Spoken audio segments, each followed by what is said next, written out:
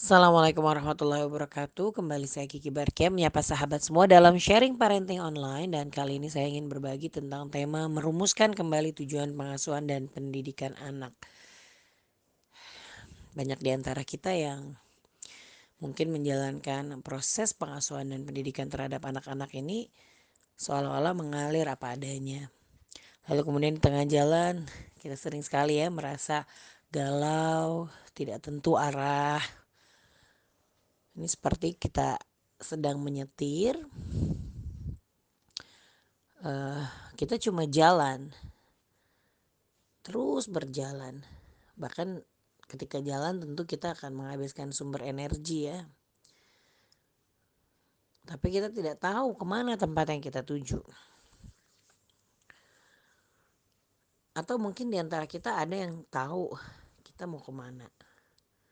Tapi kita nggak tahu bagaimana lika-liku jalan menuju tempat tersebut. Atau tidak tahu bagaimana jalan yang paling efektif untuk membawa kita ke sana.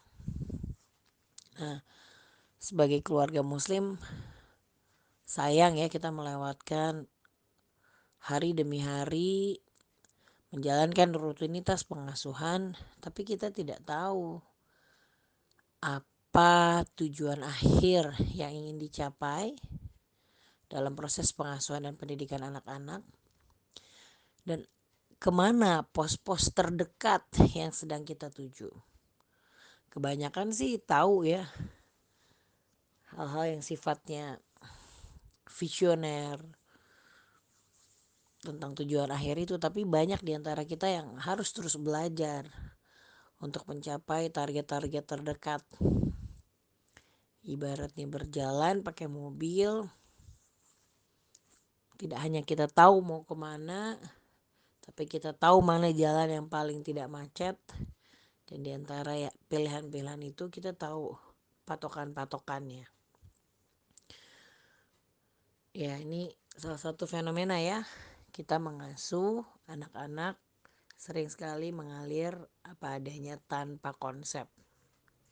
Nah, padahal kelemahan dalam proses pendidikan di dalam keluarga ini justru menjadi penyebab munculnya berbagai problematika yang terkait dengan kualitas SDM Muslim saat ini. Ya, kelemahan ini banyak yang disebabkan karena kelalaian kita ya dalam menjalankan kewajiban sebagai orang tua. Nah, yang lebih menyedihkan kalau kita sebagai orang tua justru tidak memahami berbagai tanggung jawab yang sesungguhnya dibebankan oleh Allah kepada kita selaku orang tua.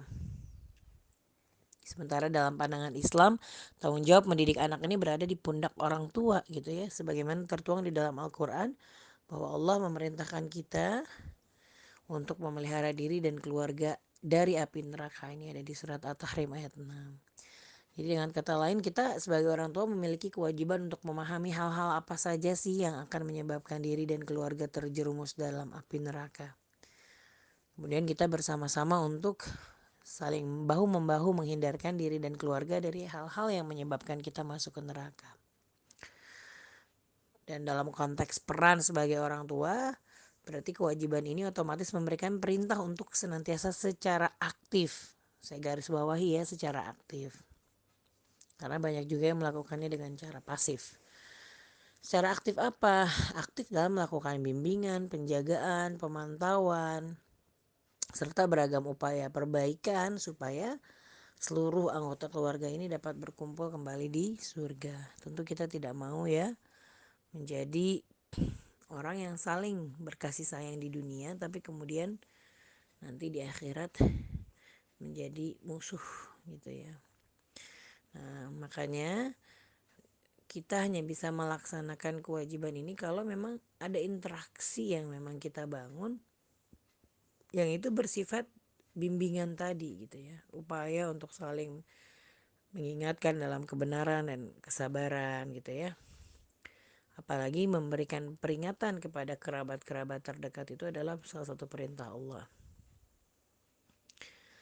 Nah, kewajiban ini juga akan susah kita pertanggungjawabkan kalau interaksi yang kita bangun bersama anak-anak ini hanya kebersamaan dalam hal yang sia-sia atau penuh kemudaratan. bagaimana kewajiban ini bisa kita gugurkan kalau kita juga tidak punya waktu untuk berinteraksi dengan keluarga karena kesibukan aktivitas kita. Jadi nggak mungkin kewajiban dalam amanah pengasuhan dan pendidikan ini dapat dilakukan tanpa adanya interaksi positif yang memang terarah gitu ya dengan anak-anak. Meskipun bisa saja anak-anak kemudian ditakdirkan oleh Allah mendapatkan pengasuhan dan pendidikan yang baik di tempat lain. Tapi kan kalau kita tidak banyak terlibat dalam proses tersebut, maka kita mungkin kehilangan peluang untuk mendapatkan pahala dari proses itu. Kemudian kita memberikan pahala-pahala itu pada pihak lain, termasuk salah satunya adalah sekolah ya. Semakin marak lembaga pendidikan yang melayani proses pendidikan ini bahkan dari usia prasekolah sampai pendidikan tinggi. Nah, saking sudah lengkapnya mau dari umur berapapun ada sekolahnya, ini akhirnya memberikan efek yang melenakan bagi kita sebagai orang tua dalam mengemban amanah pendidikan. Karena kita sering merasa sudah menggugurkan kewajiban dalam mendidik anak dengan menyekolahkan anak-anak, apalagi menyekolahkan mereka ke sekolah favorit. Nah, bahkan tidak sedikit kasus di mana sekolah ini ditempatkan dalam posisi yang disalahkan ketika adanya permasalahan atau kegagalan proses pendidikan anak. Sekolah dan lembaga pendidikan ini sering sekali dianggap menjadi mesin pencetak anak-anak buat agar solih dan pintar. Jadi kalau sudah masuk situ hasilnya harus solih dan pintar. Bahkan pendidikan dan pemantauan ibadah sholat saja misalnya yang seharusnya menjadi tanggung jawab orang tua ini banyak didelegasikan kepada pihak lain terutama sekolah.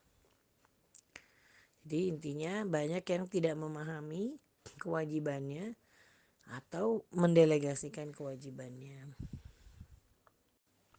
Nah, melahirkan anak soleh ini berkaitan erat dengan proses pendidikan ya. Jadi tapi sayangnya sebagian orang tua memahami bahwa pendidikan ini identik dengan sekolah. Mendidik anak ini identik dengan menyekolahkan. Mendidik anak dengan baik identik dengan menyekolahkan mereka ke lembaga pendidikan terbaik. Bahkan sampai kasus ada anak yang mungkin membunuh dirinya hanya karena kecewa tidak mendapatkan sekolah favorit. Atau orang tua yang sangat galau luar biasa ketika anak-anak mereka tidak dapat seat di kelas. Nah, padahal kalau kita melihat konsep pendidikan di negara Indonesia, sebenarnya cita-cita mulia dari proses pendidikan nasional itu susah dicapai atau tidak akan pernah ideal kalau tidak ada proses pendidikan di dalam keluarga dan masyarakat. Karena pendidikan keluarga dan masyarakat ini merupakan peletak dasar proses pendidikan seorang anak. Sementara pendidikan formal di Indonesia itu awalnya memang tidak dirancang untuk menggarap semua peran tersebut. Justru yang mengherankan adalah ketika adanya pergeseran pemahaman di dalam masyarakat tentang siapa yang seharusnya paling utama memikul tanggung jawab pendidikan bagi seorang anak. Karena itu tadi pendidikan kini identik dengan menyekolahkan, bahkan tidak menyekolahkan anak itu kini identik dengan tidak memperhatikan pendidikan anak. Bahkan menjalankan pendidikan berbasis keluarga atau home education itu jadi barang yang cukup langka walaupun saat ini dengan kondisi pandemik orang-orang sudah mulai lebih banyak melirik metode homeschooling ya yang sebelumnya mungkin dianggap sangat istimewa. Nah, padahal jauh sebelum adanya sekolah formal itu metode pendidikan berbasis keluarga atau home education atau berbasis masyarakat gitu ya. Nah, itu metode pendidikan yang telah dijalankan banyak manusia selama berabad-abad. Nah, tapi ketika masyarakat ini mendapat berbagai kemudahan ya dengan adanya bantuan dari lembaga pendidikan seperti sekolah, nah ternyata kemudahan ini cukup melenakan para orang tua gitu ya, sehingga pendelegasian proses pendidikan yang cenderung kebablasan ini pada akhirnya menimbulkan berbagai problematika sosial. Nah, akhirnya sebagian sekolah atau lembaga pendidikan jadi harus bekerja lebih keras untuk mengambil alih berbagai peran yang seharusnya dilakukan oleh pendidikan keluarga. Hmm. Jadi ke semua jenis pendidikan itu sebenarnya punya fungsi dan peran dan nggak bisa semua peran dan fungsi itu di cover hanya dengan pendidikan di dalam lembaga pendidikan. Jadi kalau kita mau nuntut sekolah, kenapa sekolahnya tidak sempurna melahirkan begini begini begini, karena pada awalnya sekolah formal tidak didirikan untuk itu. Bahkan kalau kita lihat misalnya dalam sejarah-sejarah Islam dulu ketika tidak ada sekolah, tapi mereka punya forum ya menuntut ilmu. Tapi yang paling utama adalah bagaimana keluarga dan masyarakat itu menjadi sumber inspirasi ilmu bagi seorang anak. Ya, saya sangat terkesan misalnya dengan uh, film-film Turki ya tentang sejarah Islam. Misalnya dikisahkan bahwa memang dalam jihad fisabilillah itu ada orang-orang yang memang mengambil peran untuk mendidik generasi selanjutnya. Bahkan itu ada di dalam Al-Quran ya, tidak berangkat semua berperang gitu ya, ada pembagian tugas. Dan mereka suka gitu mengkaderisasi dengan cara menularkan ruh-ruh semangat perjuangan itu kepada anak-anak melalui kisah-kisah sejarah misalnya. Itu salah satu bentuk eh, pendidikan di dalam masyarakat.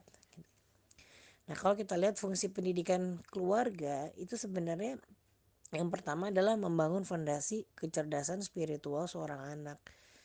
Jadi kecerdasan spiritual itu sangat diwarnai bagaimana masa kecil mereka. Meskipun atas izin Allah ada lika-liku tertentu yang membuat seseorang kemudian mendapatkan cahaya Islam, walaupun ketika kecil fondasi spiritualnya tidak kokoh terbangun. Tapi ya ada harga yang mahal juga untuk dibayar atas ketertinggalan itu. Jadi fungsi yang kedua pendidikan keluarga adalah membangun fondasi kehidupan beragama seorang anak. Selanjutnya adalah membangun fondasi kehidupan sosial seorang anak, ya, baik itu ya secara strata sosial ataupun bagaimana dia mengambil peran dalam satu lingkungan sosial dan bagaimana cara dia membangun hubungan sosial. Ini juga sangat dipengaruhi oleh keluarga. Kemudian fungsi keluarga juga membangun fondasi kecerdasan emosional anak dan fondasi berakhlakul karimah. Jadi ada banyak hal yang tidak melulu harus dijawab oleh pendidikan ala persekolahan yang memang sifatnya mungkin pada awalnya lebih bersifat disiplin ilmu, mempelajari disiplin ilmu atau kognitif tertentu gitu. Tapi fondasi-fondasi ini itu seharusnya ada di dalam pendidikan keluarga. Yang terakhir adalah memenuhi kebutuhan akan cinta kasih dan perasaan aman. Jadi bayangkan kalau fungsi pendidikan keluarga ini dihilangkan, lalu yang diagung-agungkan hanya fungsi pendidikan ala persekolahan formal. Apa saja fungsi pendidikan sekolah formal itu? Yang pertama, memberikan tambahan pengetahuan serta mengembangkan kecerdasan berpikir anak didik. Jadi ditambah pengetahuannya tapi nggak dilatih emosinya, ditambah pengetahuannya tapi nggak dibangun kecerdasan sosialnya, agamanya, atau akhlaknya. Ini tentu akan menimbulkan masalah tertentu gitu ya. Fungsi yang kedua pendidikan sekolah formal itu adalah melaksanakan spesialisasi dalam bidang pendidikan dan pengajaran. Jadi pengen bisa ahli apa, ya disitulah kita belajar. Kemudian yang ketiga adalah melakukan efisiensi dalam proses pendidikan, karena memang pendidikan bisa kalau di dalam persekolahan atau di dalam lembaga pendidikan kita bisa melakukannya dengan program yang memang sistematis dan terarah yang ditunjukkan oleh yang ditunjukkan untuk peserta didik dalam jumlah yang masif ya. Makanya karena masif, satu waktu satu guru bisa mengajar materi yang sama, otomatis jadi efektif. Nah, kemudian selanjutnya adalah fungsi pendidikan sekolah sarana bersosialisasi bagi anak yang memang merupakan proses untuk perkembangan individu menjadi makhluk sosial yang pada akhirnya bisa beradaptasi dengan masyarakat. Kemudian di dalam sekolah kita bertemu dengan masyarakat. Kita di situ ada proses transmisi konservasi budaya dalam masyarakat. Ya, bagaimana menjaga budaya-budaya dalam masyarakat itu ya salah satunya bisa dilakukan oleh keberadaan lembaga pendidikan. Dan bagi anak sendiri, ketika mereka masuk ke lingkungan sekolah itu akan jadi transisi ke lingkungan rumah, dari lingkungan rumah ke lingkungan masyarakat. Jadi sekolah atau lembaga pendidikan ini interaksinya akan memberikan kesempatan gitu ya buat anak itu pada akhirnya berlatih kemandirian dan tanggung jawab sebagai persiapan mereka nanti kelak langsung terjun ke masyarakat. Nah, itu sebenarnya awalnya fungsi pendidikan formal. Jadi wajar kan ketika kita hanya menitik beratkan pada pendidikan formal tapi pendidikan keluarganya hilang, maka akan banyak hal yang kurang dalam perkembangan anak-anak, atau dijawablah dengan beberapa perubahan fungsi pendidikan sekolah formal. Ketika pendidikan keluarga itu tidak ada atau berkurang, maka akhirnya spiritual, agama, sosial, emosional, akhlak, bahkan pemberian kasih sayang dan perasaan aman itu dipenuhi oleh diusahakan untuk dipenuhi oleh pendidikan sekolah atau pendidikan formal. Jadi kalau udah seperti itu, tugas sekolah ya jadi sangat berat gitu ya kalau orang tua tidak melaksanakan tugasnya dalam proses pendidikan di dalam keluarga. Jadi pendelegasiannya akhirnya kebablasan, apalagi sekarang didirikan lembaga-lembaga pendidikan yang ditunjukkan oleh anak usia yang sangat dini, yang programnya itu seolah-olah mampu menggantikan peran orang tua dalam melakukan pendidikan keluarga sebagai peletak dasar berbagai hal di dalam kehidupan. Nah, yang juga jadi masalah adalah kegagalan proses pendidikan keluarga yang tadi tanpa arah, tanpa memahami tahapan. Ini akhirnya menimbulkan permasalahan anak-anak dalam tahapan kehidupan selanjutnya. Sudah jadi bermasalah, nasi sudah jadi bubur, nah terus kemudian diselesaikan dengan cara memasukkan anak-anak ke dalam pesantren, sehingga pesantrennya mengalami perubahan fungsi dan peran gitu ya. Tidak hanya berperan sebagai sarana untuk mencetak para alim ulama yang faqih dalam urusan agama, tapi kemudian berfungsi juga sebagai sarana rehabilitasi mental dan akhlak bagi anak-anak yang memang kehilangan kesempatan untuk mendapatkan proses pendidikan dan pengasuhan yang baik. Coba bayangkan kalau pesantren fungsinya sudah beralih, nah kualitas alim ulama masa depan ya mungkin bisa ya lebih jauh gitu ya dari apa yang kita harapkan. Karena berawal dari orang-orang yang dibina di pesantren yang mungkin tidak sepenuhnya dari golongan orang yang ikhlas betul-betul berniat untuk mengabdikan diri berdakwah di jalan Allah gitu ya. Nah, gimana kualitas alim ulama di masa depan kalau bibit-bibit yang menjalani proses pengkaderan ini adalah anak-anak yang diserahkan oleh orang tua yang merasa tidak sanggup lagi membimbing dan membina anak-anaknya. Jadi ini fenomena yang sekarang ada di masyarakat kita, bahkan diperparah dengan banyaknya pengasuhan yang diserahkan kepada multimedia, televisi, gadget, internet gitu ya. Sehingga banyak orang tua yang tidak melaksanakan fungsi dan perannya sebagai orang tua gitu ya. Bahkan mungkin sebatas peran untuk menjadi mesin ATM yang dikunjungi pada saat uang itu sudah habis gitu ya. Jadi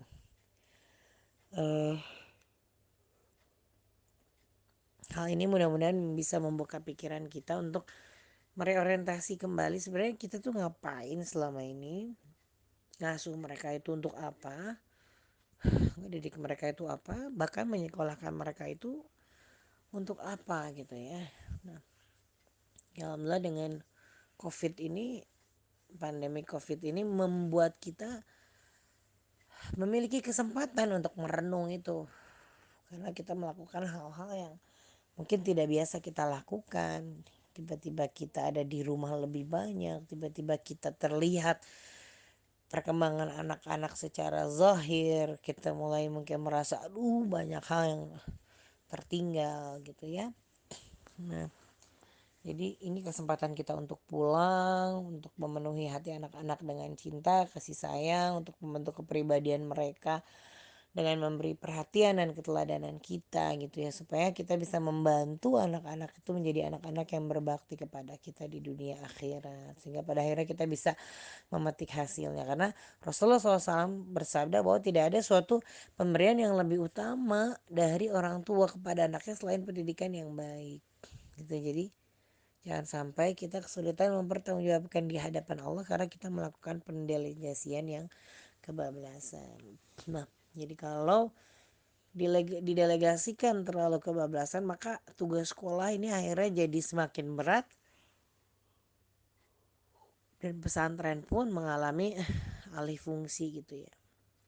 Oke, jadi ayo kita rehat sejenak gitu ya dari segala hiruk pikuk aktivitas kita sehari-hari ini untuk berpikir dan memaknai segala kesibukan harian kita ya.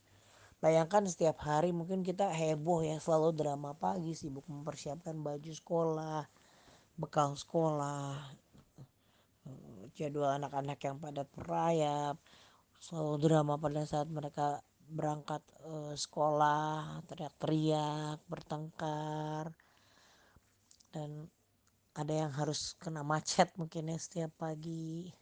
Belum lagi biaya SPP yang sangat mahal, uang pangkal mahal, semua serba mahal, membuat kita akhirnya bekerja lebih keras gitu ya dalam memenuhi kebutuhan anak-anak agar bisa mengenyam pendidikan di sekolah. Apalagi sekarang dengan kondisi COVID ini makin mengajak kita untuk melihat dari pelajaran-pelajaran anak sebenarnya seberapa penting gitu ya yang sedang kita lakukan itu benar-benar secara efektif menuju pada tujuan akhir itu gitu. Nah, pernah nggak kita tuh sejenak bertanya gitu ya, apa sih sebenarnya tujuan dan harapan kita menyekolahkan anak-anak, apalagi bagi kita yang tidak lagi secara aktif memberikan pendidikan di luar menyekolahkan anak-anak. Pernah nggak kita bertanya apa sebenarnya anak-anak rasakan, apa yang anak-anak maknai tentang keseharian mereka yang tidak jauh dari dunia sekolah gitu ya. Atau kalau dulu kita bernostalgia pada saat kita kecil, kita bawa buku yang tebal, tas yang berat, mengerjakan tugas sekolah, duduk berjam-jam di kelas yang mungkin kadang harus melawan ngantuk dan bosen. Ternyata banyak di antara kita yang pada saat itu belajar itu emang untuk mendapatkan ulangan yang bagus, supaya rapotnya bagus, nilainya cantik, rankingnya baik. Nanti kemudian lebih giat belajar supaya dapat name yang cukup untuk masuk ke sekolah favorit. Kemudian hidup dari satu sekolah menuju sekolah favorit yang lain gitu ya. Salah satunya untuk mendapatkan kampus favorit di jurusan yang favorit. Nah, kemudian ada masa dimana kita bertanya pada saat kita melihat ijazah sekolah. Jadi sebenarnya selembar kertas yang mati-matian kita cari ini untuk apa gitu ya. Yang mati-matian diraih dengan kelelahan, kurang tidur karena bergadang, bahkan investasi besar yang telah dikeluarkan ternyata nggak serta-merta mengantarkan kita untuk bisa memiliki kehidupan yang baik. Baik dari sisi kelapangan harta, seperti yang mungkin menjadi sebagian harapan dari orang tua saat menyekolahkan anak mereka. Mereka berpikir buat apa sih sekolah ya, supaya masuk kampus favorit, supaya punya pekerjaan yang baik, supaya punya taraf hidup yang lebih baik dari orang tua, supaya mereka sukses. Nah itulah ya kebanyakan harapan orang tua dalam proses pendidikan itu. Nah tentu uang yang sudah keluar, effort yang kita lakukan itu sayang kalau kemudian perjuangan menyekolahkan anak itu untuk tujuan sesederhana dan sependek itu. Tapi memang kenyataannya banyak orang-orang yang mati-matian untuk mengejar selembar itu gitu ya. Nah tanggung jawab orang tua dalam mengasuh dan mendidik anak-anak ini ya tentu lebih dari sekedar menyekolahkan mereka sampai punya pekerjaan yang baik, sampai bisa menghasilkan uang, sampai eh, menuju gerbang pernikahan sampai bisa mandiri dalam kehidupan. Tentu jauh lebih besar dari itu adalah bagaimana seluruh potensi yang ada pada diri anak-anak ini kita hantarkan agar kemudian mereka dapat menemukan dan menjalankan perannya gitu di dalam peradaban yang memang sesuai dengan tujuan penciptaan manusia, bahkan tujuan penciptaannya yang memang secara spesifik berbeda antara satu makhluk dengan makhluk yang lain, bahkan antara satu manusia dengan manusia yang lain gitu ya. Jadi Allah kan menciptakan kita bukan tanpa maksud, bukan tanpa tujuan, bukan tanpa tugas, bukan tanpa misi yang harus dijalankan gitu ya. Nah, sama lah kalau kita bikin sesuatu, pasti sesuatu yang kita lakukan, yang kita buat itu punya tugas spesifik, punya tujuan lah dalam pembuatannya. Nah, otomatis dia dikatakan bekerja dengan baik atau memuaskan pembuatnya kalau ia bisa berfungsi sesuai dengan tujuan yang direncanakan dalam membuatnya. Jadi kita perlu ya melakukan evaluasi sejauh mana pengasuhan dan pendidikan yang kita lakukan, bahkan mengevaluasi tujuan menyekolahkan anak-anak ini. Baik, selanjutnya sekarang bagaimana kita merancang tujuan pengasuhan. Nanti mungkin masing-masing keluarga akan membreakdown lebih detail ya tujuan pengasuhan untuk setiap keluarga, bahkan untuk setiap anak. Tetapi secara umum sebagai seorang muslim, target-target ini harus menjadi ruh ya dalam aktivitas kita di rumah dan interaksi kita bersama anak-anak dalam rangka mengantarkan mereka pada kondisi-kondisi tertentu atau standar kompetensi tertentu. Ya, yang pertama adalah bagaimana pengasuhan dan pendidikan yang kita jalankan itu membuat anak-anak pada akhirnya memiliki komitmen dalam akidah dan ideologi Islam. Jadi apa maksudnya gitu ya? Mereka bisa mengenal Allah. Mereka meyakini Allah sebagai pencipta. Mereka meyakini Allah sebagai pengendali rizki. Mereka meyakini bahwa Allah itu pemilik mereka, sehingga dengan itu mereka senantiasa bersyukur kepada Allah, senantiasa menggantungkan dirinya, hidupnya hanya kepada Allah, dan senantiasa hanya berharap pada Allah. Nah, nanti teknisnya ini bisa di breakdown sesuai dengan tahapan usia, sehingga pada saat kita diskusi memilih buku ya, kemudian merefleksi hikmah-hikmah, kita hantarkan itu pada kondisi ini. Nah, ketika kita berharap anak mengenal Allah gitu ya, sehingga mereka tuh meyakini bahwa Allah itu adalah pemimpin yang paling utama. Mereka meyakini bahwa Allah itu pembuat hukum di dalam kehidupan mereka, sehingga dengan itu mereka menjadikan Allah sebagai pemerintah yang utama dalam kehidupan. Sehingga dengan itu mereka selalu berusaha untuk menjalankan seluruh aktivitas dalam hidupnya untuk hal yang sejalan dengan hukum-hukum Allah. Kemudian mereka mengenal Allah sebagai satu-satunya Tuhan yang disembah, sehingga keyakinan ini menjadikan seluruh amal perbuatan mereka itu tidak sia-sia karena senantiasa ditujukan kepada Allah. Kemudian yang selanjutnya adalah mengantarkan anak mengenal Islam. Mereka yakin bahwa Islam adalah cara hidup mereka. Mereka memahami kesempurnaan Islam itu ada di setiap ruang, setiap waktu, dalam setiap sendi kehidupan. Supaya apa? Supaya mereka selalu bersemangat gitu ya mempelajari Al-Quran dan Sunnah sepanjang hayatnya. Makanya habits untuk belajar agama itu kita rintis mulai dari sekarang sejak kecil, sehingga tidak ada hari tanpa belajar agama. Nah, ketika mereka sudah bersemangat untuk mempelajari Al-Quran dan Sunnah sepanjang hidup, mudah-mudahan mereka senantiasa istiqomah dalam iman Islam. Kemudian pengasuhan dan pendidikan yang kita hantarkan sampai mereka tuh mengenal konsep hari akhir, negeri akhirat gitu ya, memahami keberadaan malaikat, malaikat pencatat amal, malaikat maut yang bisa datang setiap saat. Sehingga dengan itu mereka mengerti bahwa setiap amal itu akan dipertanggungjawabkan kelak di hadapan Allah. Mudah-mudahan dengan itu mereka senantiasa bersemangat menjaga setiap detik mereka, dan setiap detik kehidupan mereka itu berada dalam amalan yang senantiasa bernilai ibadah. Jadi komunikasi ini harus kita bangun sehingga mereka bisa memaknai bahwa olahraga itu bagian dari ibadah, bermain itu bisa menjadi bagian dari ibadah.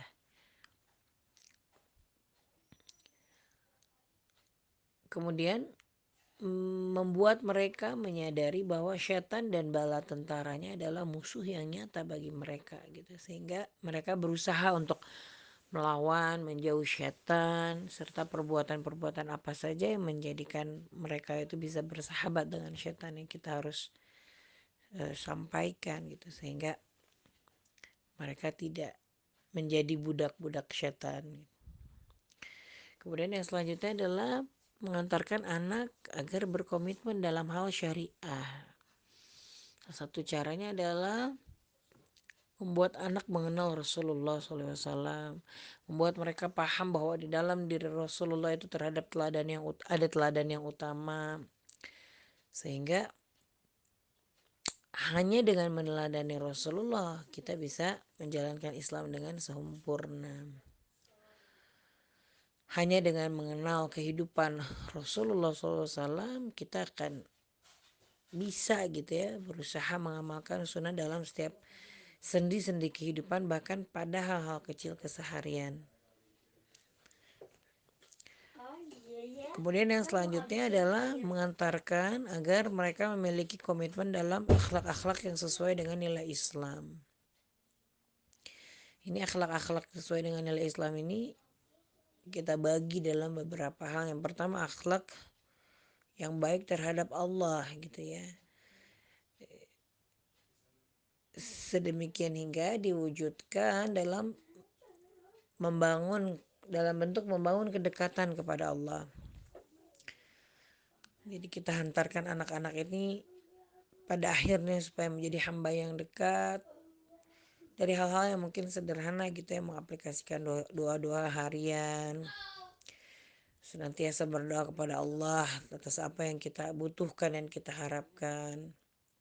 Kemudian mendekat dengan Allah dengan menghiasi ibadah wajib dengan amalan yang sunnah, mendekat dengan Allah, mendekat kepada Allah melalui salat malam, melalui zikir yang dirutinkan gitu ya, terutama yang dicontohkan oleh Rasulullah SAW setiap hari, setiap pagi, setiap petang. Kemudian mendekat dengan Allah caranya dengan menjadikan tilawah dan menghafal Al-Quran sebagai bagian dari hari mereka, sehingga mereka menjadi sebaik-baik manusia yang mempelajari Al-Quran dan mengajarkannya. Kemudian mereka memelihara Al-Quran di dalam dada ini, sehingga dengannya mudah-mudahan meraih derajat yang tinggi di surga. Kemudian akhlak yang baik terhadap Allah ini diwujudkan juga dalam bentuk ibadah yang ikhlas dan ihsan. Sehingga supaya ikhlas dan ihsan kita harus mendorong anak-anak bisa beribadah dengan baik dan benar. Mereka tahu, mereka berwudu, tayamum, bersuci dengan benar, mereka salat dengan benar, mereka puasa dengan benar, mereka zakat dengan benar, mereka gemar bersedekah dengan kebaikan apapun yang mereka miliki, dan pada akhirnya nanti bisa mendapatkan haji yang mabrur. Ini harus menjadi target pengasuhan karena itu berkaitan dengan akhlak mereka terhadap Allah. Kemudian selain akhlak yang baik terhadap Allah, akhlak yang baik terhadap diri mereka sendiri gitu ya. Bagaimana mereka berusaha untuk memenuhi kebutuhan jasmani dengan baik. Karena dengan hal itu mereka akan memiliki kekuatan dan kesehatan untuk beribadah kepada Allah, sehingga memaknai kesehatan jasmani ini kalau kita bawa jauh ke depan, ini berkaitan erat terhadap akhlak diri terhadap diri dan pada akhirnya mendukung akhlak terhadap Allah tadi gitu ya. Kemudian akhlak terhadap diri salah satunya adalah memiliki kemampuan bela diri, sehingga dengan itu mereka bisa menjaga keamanan diri dan membela kepentingan agama. Kemudian akhlak terhadap diri juga mendorong mereka untuk senantiasa memenuhi kebutuhan rohani dengan nasihat agama, sehingga dengannya mereka selalu terjaga dalam ketaatan kepada Allah. Akhlak terhadap diri juga termasuk memperkaya dengan ilmu gitu ya, sehingga dengannya mereka dapat beramal dengan baik dan mencapai derajat takwa. Akhlak terhadap diri juga termasuk gemar memperkaya wawasan dan ilmu pengetahuan, sehingga dengan itu mereka semakin mahir dalam memecahkan persoalan dan semakin profesional dalam melakukan pekerjaan. Akhlak terhadap diri juga termasuk bagaimana kita mengoptimalkan waktu dan usia untuk memperbanyak amal kebaikan, serta bagaimana mengendalikan jiwa dan hawa nafsu supaya senantiasa beramal sholih, menjaga diri dari dosa, kemaksiatan, kesia-siaan, serta mampu ya secara mandiri mengatur urusan dan memenuhi kebutuhan. Kemudian akhlak terhadap diri juga termasuk bagaimana berusaha meneladani keindahan akhlak Rasulullah SAW yang menggambarkan Islam dan Al-Quran gitu ya. Bagaimana Rasulullah itu sabar, baik hati, sederhana, murah hati, adil, ramah, sopan, pemaaf, rendah hati, memenuhi janji, jujur, rela berkorban, sekian banyak sifat baik dan keteladanan yang baik gitu ya, yang bisa kita petik dari Rasulullah saat kita dan anak-anak ini menyibukkan diri dalam mempelajari sirah Rasulullah. Nah, sudah akhlak terhadap Allah, akhlak terhadap diri sendiri, kita berharap mereka ini juga memiliki akhlak yang baik terhadap manusia gitu ya. Akhlak yang baik terhadap orang tua, bagaimana mereka kita hantarkan untuk menjadi anak yang taat kepada kedua orang tua selama ketaatan itu tidak melanggar ketaatan kepada Allah. Bagaimana mereka kita dorong supaya bersikap baik, lemah lembut, merendahkan diri di hadapan orang tua, dan memuliakan kedua orang tua mereka sepanjang hayat, sehingga mereka meraih keridhaan Allah, salah satunya dengan keridhaan orang tua, melalui keridhaan orang tua. Dan bagaimana mereka juga kita hantarkan untuk menjadikan diri mereka ini sebagai sebaik-baik simpanan yang bermanfaat bagi kedua orang tuanya di akhirat kelak. Kemudian akhlak yang selanjutnya adalah akhlak yang baik terhadap sesama muslim gitu ya. Bagaimana meletakkan persaudaraan ini dalam bingkai saling menasihati dalam kebenaran dan kesabaran. Bagaimana mereka itu membangun interaksi dengan manusia itu dalam rangka saling tolong menolong dalam hal kebaikan dan kebenaran. Bahkan mereka terlibat aktif dalam menegakkan amar ma'ruf nahi mungkar di atas rasa cinta dan kasih sayang kepada umat manusia. Mereka bukan orang-orang yang mungkin kontraproduktif terhadap dakwah dengan perdebatan atau perselisihan gitu, tapi bagaimana mereka menjadi orang yang berharmoni dalam persamaan untuk kebaikan dan saling menghormati dalam perbedaan di luar hal prinsip yang mendasar gitu ya. Bahkan akhlak terhadap manusia selanjutnya adalah akhlak terhadap orang yang belum memeluk Islam gitu ya. Mereka menjadi pribadi yang bisa saling menghargai, menghormati dalam perbedaan keyakinan. Kemudian mereka mampu memperlakukan manusia itu dengan keadilan gitu ya, di atas nilai-nilai kemanusiaan. Sehingga dengan itu mereka bisa jadi dai yang mengenalkan kesempurnaan dan kemuliaan Islam. Akhlak yang selanjutnya adalah terhadap lawan jenis gitu ya. Bagaimana anak-anak kita hantarkan untuk memahami adab-adab Islam yang mengatur hubungan dengan lawan jenis gitu. supaya mereka terhindar dari berbagai keburukan dan kemudorotan yang akan merugikan gitu ya. Kemudian akhlak yang selanjutnya adalah akhlak terhadap alam. Bagaimana anak-anak bisa memahami peran kekhalifahan manusia itu dalam mengelola alam adalah sangat besar. Mereka bisa memahami ilmu dan memanfaatkan ilmu untuk mengelola alam, untuk memanfaatkan alam. Sehingga dengan itu mereka terlibat ya dalam menjaga keseimbangan alam, bahkan terdorong untuk berkarya dalam memanfaatkan dan mengelola alam. Kemudian tujuan pengasuhan yang selanjutnya adalah kita hantarkan anak-anak ini menjadi pribadi yang muslih, tidak hanya solih. Tadi kita bahas sederetan poin-poin itu gambaran orang-orang solih, tapi jangan berhenti sampai dengan solih, tapi kita hantarkan mereka menjadi muslih. Muslih itu gemar melakukan islah perbaikan, baik itu terhadap diri maupun orang lain. Nah, bagaimana mereka itu mencintai dan membenci orang lain itu karena Allah, sehingga dengannya mereka bersemangat untuk saling tolong menolong dalam kebaikan dan ketakwaan.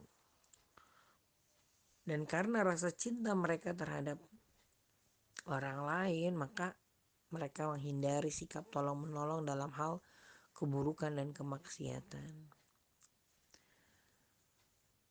Untuk bisa melakukan islah, mereka juga harus punya kemampuan komunikasi yang baik, sehingga mereka mampu ya membawa kebaikan dan perbaikan melalui lisan mereka.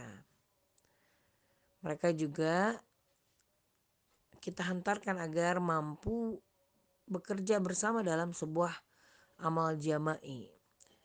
Dengan perannya, dengan kekuatannya mereka bisa menggabungkan gitu ya, kekuatan berkolaborasi dengan kekuatan dan kelebihan yang lain untuk melakukan sesuatu yang memiliki manfaat yang lebih besar dibanding ketika mereka bekerja sendirian. Kita hantarkan anak-anak ini punya kegemaran melakukan perbaikan dalam lingkungan. Mereka turut menegakkan amar ma'ruf nahi mungkar dan berani gitu ya menegakkan nahi mungkar, tapi dengan penuh kelembutan dan penghormatan. Ya meskipun wujudnya pada saat kecil hal-hal ini mungkin baru dipupuk ya. Nanti ada masanya kita berharap pada saat panen kita melihat pribadi anak-anak yang aktif beramar ma'ruf nahi mungkar. Walaupun di masa kecil mungkin kita baru sebatas untuk mewujudkan semangat itu, atau minimal membuat mereka memahami bahwa hidup mulia salah satunya adalah dengan aktif melakukan amar ma'ruf nahi mungkar. Kemudian kita hantarkan mereka itu agar paham ya bahwa muslim itu bersaudara. Mereka kita hantarkan agar tidak ragu untuk berbagi cinta dan kasih sayang dengan sesama muslim walaupun terpisah benua, terpisah samudra, sehingga muncul kesadaran untuk membela hak-hak umat muslim yang teraniaya dengan cara apapun yang mereka bisa, walaupun mereka hanya berjumpa lewat doa atau mengirimkan dana-dana ya kepada muslim-muslim yang teraniaya. Kemudian pengasuhan dan pendidikan yang kita lakukan juga harus kita hantarkan agar anak-anak ini menguasai, memahami ya sirah-sirah Rasulullah, sahabat, tabi'in, para ulama, serta perjalanan sejarah agama Islam, sehingga mereka menjadi pribadi yang bisa memetik pelajaran berharga bagi kehidupan mereka dan bagi kemajuan umat Islam gitu. Sehingga mudah-mudahan dengan itu mereka bisa meneladani kebaikan apa saja yang membawa agama ini pernah mencapai masa kemasan.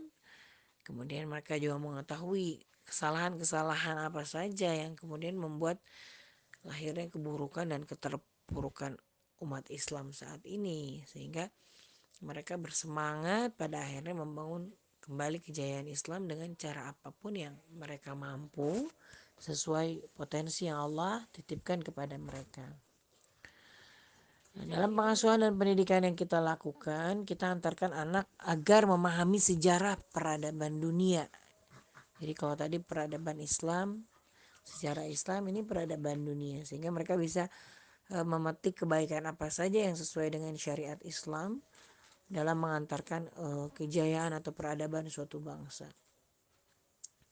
Bagaimana mereka mempelajari tentang kepemimpinan dan sistem Islam yang mampu menciptakan keadilan dan kesejahteraan sebuah bangsa, sehingga dengan mengambil hikmah kebaikan dari sejarah itu akan menjadi inspirasi bagi mereka kelak di masa yang akan datang untuk mengembangkan dan memperbaiki diri mereka sendiri dan kelak berguna dalam membangun keluarga, lingkungan, dan negara. Jadi sekarang saya punya anak-anak yang usia balik ya, jadi home educationnya sekarang lagi ditekankan pada pelajaran sejarah Islam misalnya ya. Kemudian kita pengasuhan dan pendidikan yang kita lakukan ini mengantarkan anak memahami potensi yang ada dalam diri mereka, sehingga mereka tahu kekuatan dan kelemahan mereka, agar pada akhirnya kita bisa membantu mereka untuk memilih peran terbaik ya dalam kehidupan. Untuk itu mereka juga harus mengenal beragam pilihan jalan juang, profesi ya. Ada pilihan perang, mungkin pilihan peran dalam bidang kepemimpinan, ada pilihan peran dalam bidang keilmuan, ada pilihan peran dalam hal keahlian atau keprofesian, ada juga pilihan peran dalam hal finansial. Nah, sehingga apa yang paling pas untuk mereka pada akhirnya mereka akan pilih ya. Ya tentu melalui proses istikharah bersama Allah ya, minta petunjuk Allah. Nah sehingga mereka yakin gitu ya, ingin memilih jalan juang mana sebagai kendaraan mereka untuk meraih keridhaan Allah yang menjadi tujuan. Kemudian setelah mereka memilih jalan juang itu, kita hantarkan anak untuk menjadi ahli pada jalan juang yang telah dipilih dengan cara mengenali potensi dan kemudian melipat gandakan, meningkatkan potensi tersebut ya, meningkatkan profesionalisme pada bidang yang dipilih itu. Nah, kalau anak sudah mengenali potensi, nah mereka akan cari cara untuk menemukan kesempatan dalam mengembangkannya. Nah, sehingga semakin profesional, semakin ahli, diharapkan semakin bermanfaat gitu ya dalam berkarya yang sesuai dengan peran kekhalifahan yang diemban, sehingga setiap usaha dan karya yang dilakukan dalam peran itu insya Allah senantiasa menjadi tabungan amal yang berkelanjutan, yang menjadi amal jariah kita ketika kelak kita sudah tidak hidup di dunia. Jadi kurang lebih itu ruh ya, atau apa, target-target yang ingin kita capai, walaupun nanti harus di breakdown sesuai dengan tahapan usia, tetapi paling tidak ada di kepala kita visi itu, ada di kepala kita target itu. Nanti kita wujudkan dalam hal keteladanan apa yang kita berikan kepada anak-anak, diskusi apa yang kita bangun, materi pelajaran apa yang kita baca, praktek-praktek seperti apa, proyek-proyek seperti apa yang harus kita lakukan, sehingga pada akhirnya mengantarkan kita untuk mencapai target-target pengasuhan itu. Jadi kalau saya pribadi bersama suami membreakdown ya dalam bentuk visi misi. Visi kami membangun generasi keturunan yang solih, muslih, hafiz, dan produktif. Sehingga kita berusaha setiap harinya mengantarkan anak menuju titik besar itu gitu ya. Misi yang kita lakukan bagaimana mendidik keturunan yang berkomitmen dalam akidah dan ideologi Islam, berkomitmen dalam hal syariah, berkomitmen dalam akhlak yang sesuai dengan nilai-nilai Islami. Kemudian kita juga berusaha untuk mendidik keturunan yang cerdas, berwawasan luas, dan memiliki mental manusia pembelajar. Kemudian mendidik keturunan yang memiliki kekuatan jasmani, keterampilan bela diri gitu ya. Kemudian memiliki kemandirian finansial sejak usia muda. Terus kita juga latih supaya keturunan kita itu teratur urusannya, pandai mengelola waktu, memanfaatkan waktu. Jadi saya memang termasuk yang cerewet sekali soal produktivitas harian gitu ya. Kemudian kita berusaha untuk mendidik mereka ini terjaga hawa nafsunya, terkendali jiwanya, dan itu ya diwujudkan pada banyak aspek ya, misalnya mengelola emosi atau perkara syahwat terhadap lawan jenis, syahwat terhadap makanan dan segala macam.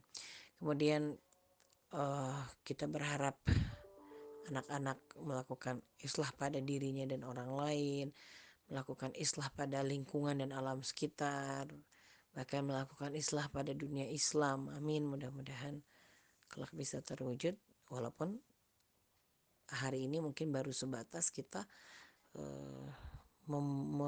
menumbuhkan semangat mereka untuk berperan dalam dunia Islam dengan cara memperlihatkan ya kondisi-kondisi umat Islam baik di masa lalu maupun hari ini. Kemudian kita juga memiliki target anak-anak ini hafal 30 juz Al-Quran dengan target ziyadah di usia sebelum balik ya, pada saat balik, dan kemudian mudah-mudahan mereka terus menjaga hafalan Al-Qurannya seumur hidupnya. Dan kita juga concern juga untuk mendidik keturunan supaya mengenal potensi diri dan mempersiapkan diri untuk mengambil peran dalam peradaban ini sejak usia balik. Jadi target kita tuh usia balik mereka sudah mulailah ada bayangan mau ke arah mana, sudah mulai mengerucut ya, sehingga pada akhirnya kita berikhtiar untuk menjadikan mereka orang yang bermanfaat dan mengoptimalkan peran kekhalifahan yang diemban ini untuk memajukan peradaban. Nah, secara teknis ini visi-visi atau misi-misi ini itu kita breakdown dalam setiap tahapan usia, tetapi mungkin tidak bisa disampaikan dalam seminar yang sama dengan sharing online ini karena itu harus lanjutannya. Kita breakdown, saya punya beberapa catatan tentang titik tekan materi apa saja dan indikator-indikator yang mungkin kita perlu perhatikan. Misalnya di usia-usia spesial seperti 2 tahun, 7 tahun, kemudian 10 tahun, 14 tahun, kemudian 21 tahun. Itu ada titik-titik tekan materinya. Mudah-mudahan bisa kita sampaikan nanti di lain kesempatan ya, sebagai kelanjutan dari sharing online kali ini. Baik, demikian yang bisa saya sampaikan. Mudah-mudahan bermanfaat, yang benar datangnya dari Allah, yang salah datangnya dari saya sendiri. Wabillahi taufiq wal hidayah. Wassalamualaikum warahmatullahi wabarakatuh.